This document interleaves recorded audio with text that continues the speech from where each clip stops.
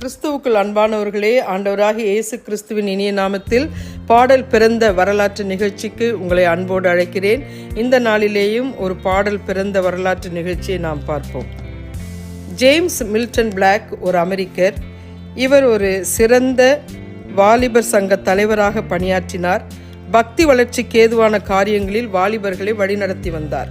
ஒரு முறை இவ்வாறு வாலிபர் சங்கத்தை நடத்தி கொண்டிருக்கும் போது 14 வயது நிரம்பிய ஒரு சிறுமி அழுக்கான ஆடையுடன் அந்த இடத்திலே வந்திருந்தாள்.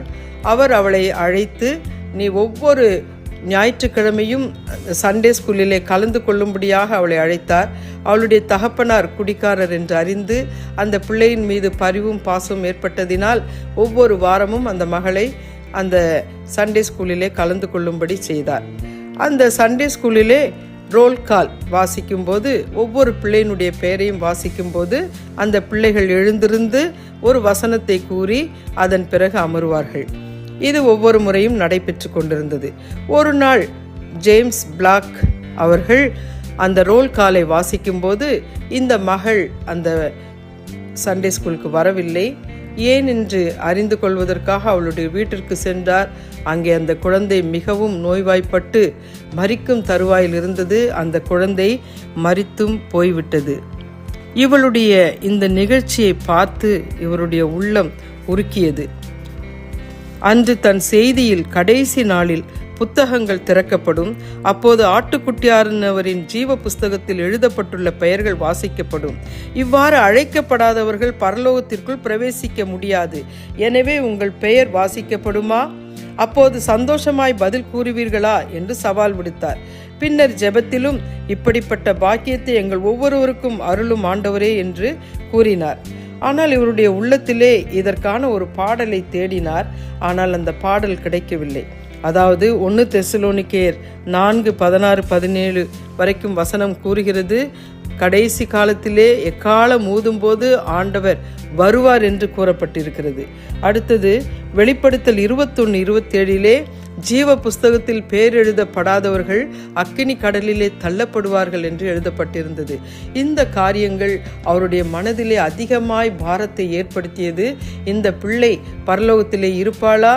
When the roll is called upon her என்று அவர் நினைத்து இந்த பாடலை குறித்து அதிகமாய் நினைத்தார்.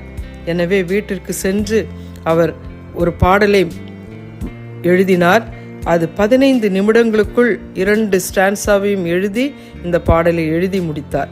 When the trumpet of the Lord shall sound and time shall be no more. When the roll is called up yonder, when the roll is called up yonder, I will be there.